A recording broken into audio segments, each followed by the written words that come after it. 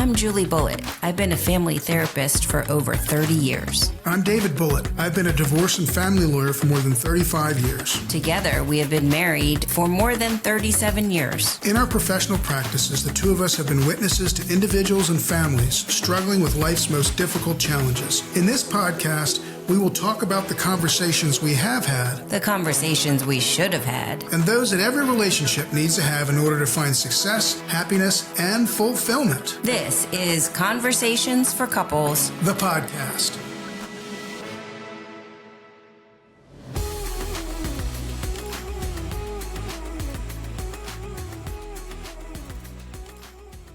Welcome back to Conversations for Couples, The podcast. the podcast, and we're guestless today. No Yeah. guests, just you and me, which I like doing. We did a lot of that when we first started the show, and over the last 12 months or so, we've been Mostly guests. Yeah. So it's been this will be fun, just the two of us, and the topic is an interesting one. It came up recently. I think we saw it in a clip on I'm not sure where it Instagram was, or something, yeah. or TikTok or wherever, but it was the message was you have to be the thermostat, not the thermometer. Yeah. And so we've been talking a little bit about that, and we want to talk about that both in terms of what it is, what it means, how you do it, and what struggles we may have had being one or the other of late. Yes. Okay. Yes. So what does it mean, right? If you want to be the thermostat, not the thermometer. We all know the thermostat sets the temperature. Yep. The thermometer tells the temperature. So what does it mean? Well, I think it means being intentional about where you want to be, how you live your life, how you do your relationships, and less about reacting to every little thing that comes in the environment. So in control. So Yeah. the thermostat controls. Yeah, staying in control versus being reactive. Okay. And reducing, I guess, exterior or outside influences. So if you're turning your air conditioner on, the idea is you're controlling the temperature inside, and you're sort of excluding the 93-degree weather outside. Is that kind of what you mean? Yeah. And when you think about it, especially since we just mentioned we saw it on social media, I think a lot of times social media can influence the way you react, the way you live. And I think that the message that we're talking about today is try to live a life that you're in control of how you act and how you are, and not care about what other people think or do, and be true to yourselves. Okay. So don't let things happen to you to the extent that you can control that. We all know that we can't control all of that, but some of it we certainly can. In fact, probably most of our day-to-day lives, we can control how we react to certain things if we chose to. Yeah. I mean, you can't control if you get in a car accident or a tree falls down, that sort of thing, but you can control how you react to, to things that occur during the course of the day. So just, a couple personal examples I'm thinking about, like this week, you've had some little tweaky things. You've had some injuries in your body, and then you spilled your water on your computer. And I was actually initially, you were a little reactive. You were more like a thermometer. And as Okay, I'll give you a little break here. Okay. The computer's 14 months old. These things cost a fortune. And I dumped, first of all, just so everybody's clear, I had one of those big cups that has the lid on it. They didn't have the lid. Oh, I took the lid off because I like drinking without the lid. Yeah, no more. No, but anyway, let me finish my thought, because you started off acting like more of a thermometer, but then I was actually surprised, and this is the first time I'm giving you feedback about it, but you kind of handle it well. So you switched back over to be a thermostat. You dealt with it. You got on with Apple, then you took it, you waited to see if it would come on. And I think initially you were definitely a thermometer, but I think you worked through it to become a thermostat. And I think you did a good job with that. I was actually, surprised and impressed. Well, I mean, yeah, at some point there's just nothing you can do. I mean, so once the water's first of all, what little water didn't get in my computer got all over my golden retriever's head, and he went running out because it scared the hell out of him. But once you get past the part that it's just what's done is done, and then on top of it, after talking to the folks, they basically prepared me for the fact that the thing was DOA. Yeah. I sort of accepted it, took care of it, Mm-hmm. and thankfully, I had a little money in the bank that I could afford to replace it, because Right. that's what I had to do. Yeah, That's exactly. what I had to do. Yeah. So I mean, there's things like that, but let's dive into what the thermometer and thermostat, mean in relationships, because Sure. that's what we're really, trying to dig Well, hold into. on. Before we do that, Yeah. let's talk about you a little bit. Oh, I've had some bumps. I was definitely You've been a thermometer for 6 weeks. yeah, because that moving. First of all, if Yeah. you've listened to any of our other episodes, I don't like change, and we moved Nope. about 6 weeks ago, and change is hard for me, and I admit it. I'm, I like everything kind of the same, so I've been struggling with a lot of change and a lot of like chaos and unpredictable events that have happened in the house. We bought a new house that's an old house, and it's needed some things that we didn't expect. Yeah, Right. we didn't expect it. And so yes, I was, and you would remind me, you would say like, okay, you need to be the thermostat and not the thermometer, and that would help bring me back. Not really. Well, it did, and I'm working through It did. it. I know. Yeah. I'm kidding. It Yeah. did. Absolutely it did. Yeah.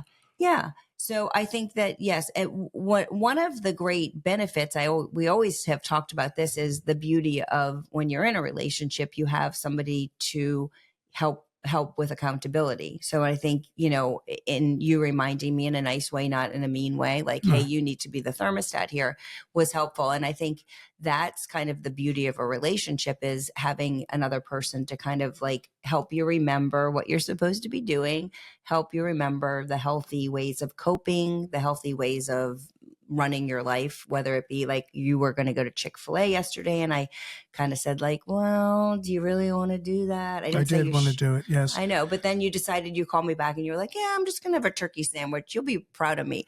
But I mean, it's, those are kinds of the things that are really helpful in relationships. Yeah. I want to talk about, how you can work harder to be that thermostat. You both can be that thermostat in a relationship, but let's talk about the flip side for a second. And what happens, and you're the mental health professional here, what happens when both parties in a relationship are not the thermostat, but they're the thermometers? Well, first of all, there can be some exciting drama-like times for people that are more reactive. I mean, you can have a lot of fun if you're reacting to the good parts, right? So, we always talk about the balance of, fun and, romance and spark in relationships, as opposed to like the stability and the habits that you kind of have. So a little bit of reactivity, a little bit of fun, a little bit of, excitement can be a good thing, right? Sure. Like if you're both always just the thermostat and you're always just doing everything A, B, C, and then something happens and you still do A, B, and C. That's not exciting. Yeah, but doesn't that infer that if you're the one who is controlling your emotions and controlling how outside things affect you, that therefore you're boring? That's not really what you're saying, is it? No, but you asked me what happens if you have two people that are like, more thermometers. Well, they fight a lot, don't they? Well, right. And there can be a lot of like, edginess to the relationship. And that's not always a bad thing. No. I get that that's not always a bad thing, but if you have people who are constantly reactive, because that's where you started this discussion, where people who are, if you're the thermometer, you're reacting to the temperature outside. Today it's 93. I mean, our daughter lived in Boulder, Colorado, and in the morning you could wake up and it would be 27 degrees, and in the afternoon it could be 75. Right. So if you take that and layer that onto a relationship, everybody is up and down all the time. No. And there's a negative piece to that, which is like, you never quite know what you're going to get. And the stability piece and security piece can be, feel threatened if you react. We've talked about this in our book, Conversations for... Got to get the title right. Yeah, no. The five core conversations. Sorry. 5 core conversations for couples. Still not sure you ever read the thing, but that's a different question. Yeah, I listened to it on Audible. Okay. So in that book, we talked about the lubrication in relationships, sort of as, a car metaphor, that your brakes need lubrication, your car needs lubrication to run.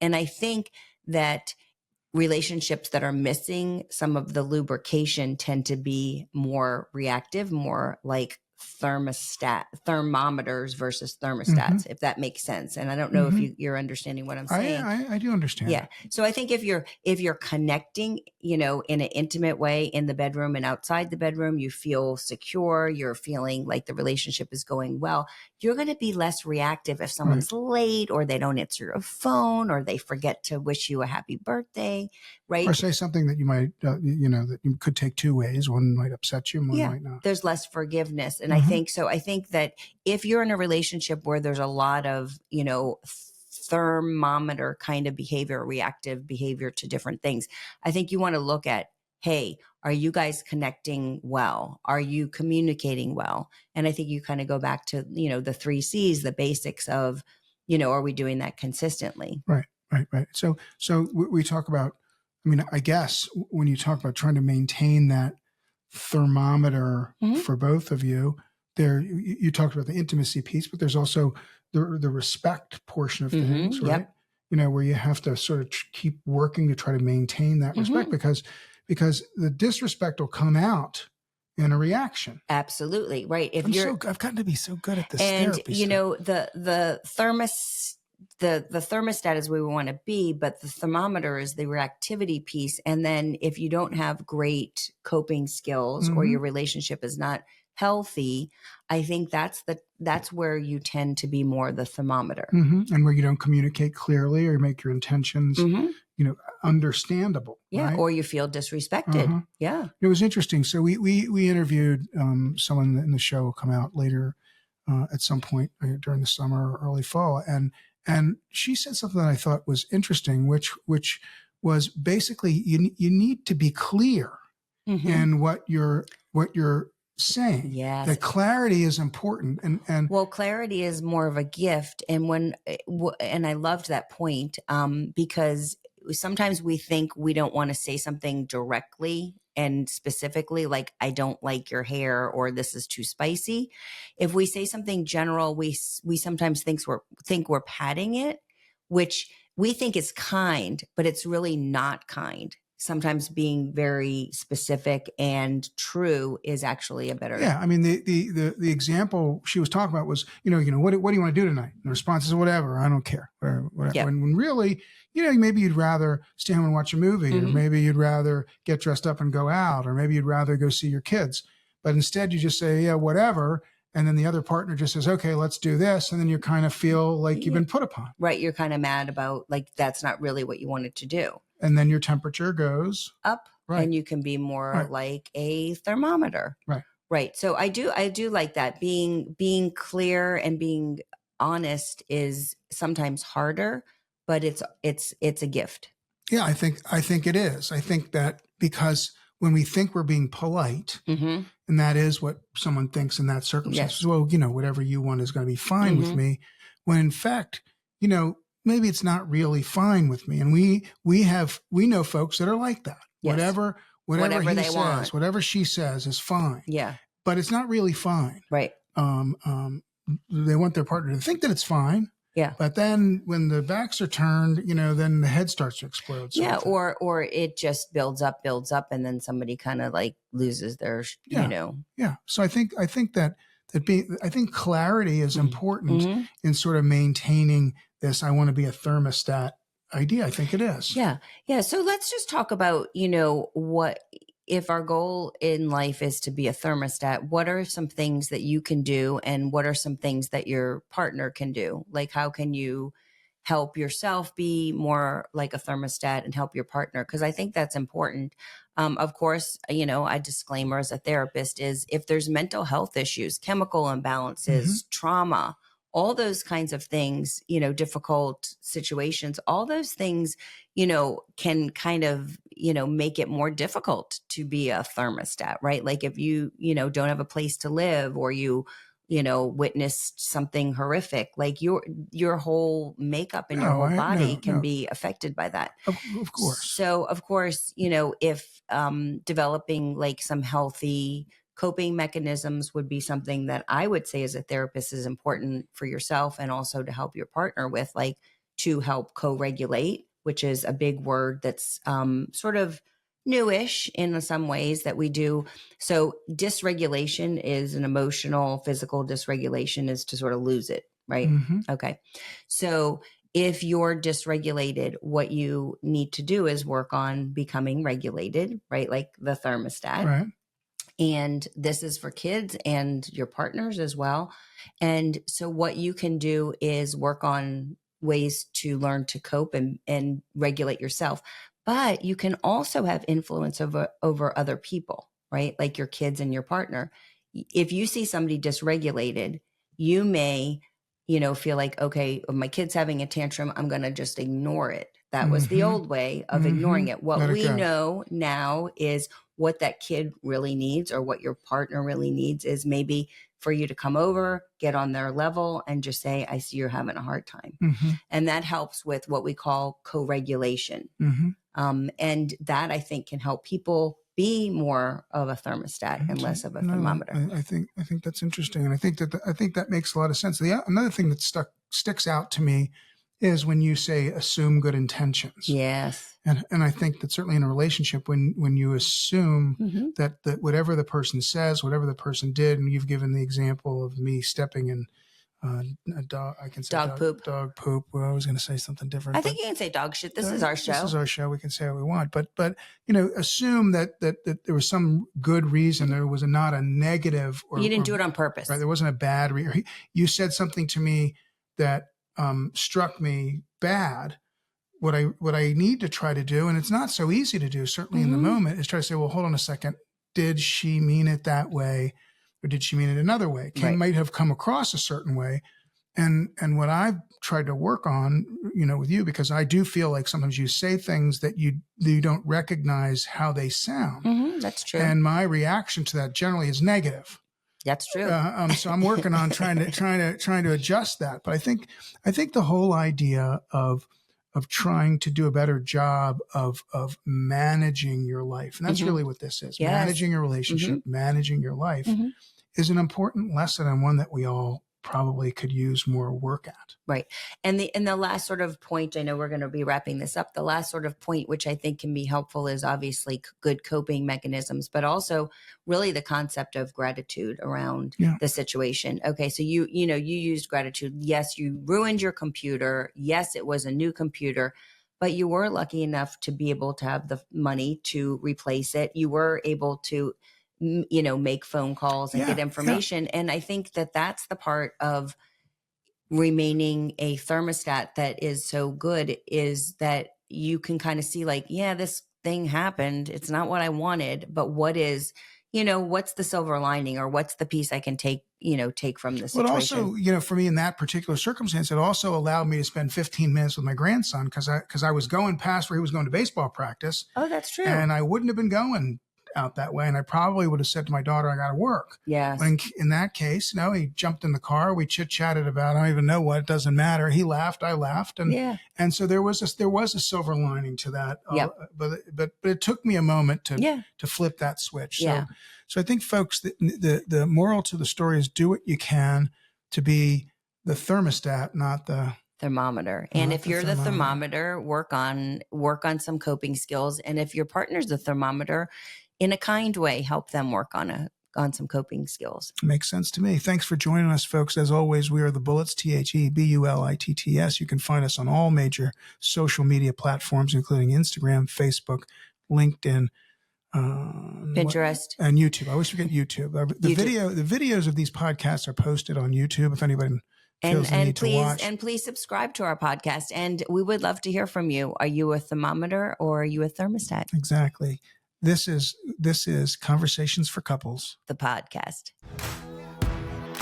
Julie Bullitt is a professionally licensed clinical social worker and family therapist. David Bullitt is a divorce and family lawyer. Julie is not your therapist, and David is not your lawyer. This podcast is meant for educational and entertainment purposes only.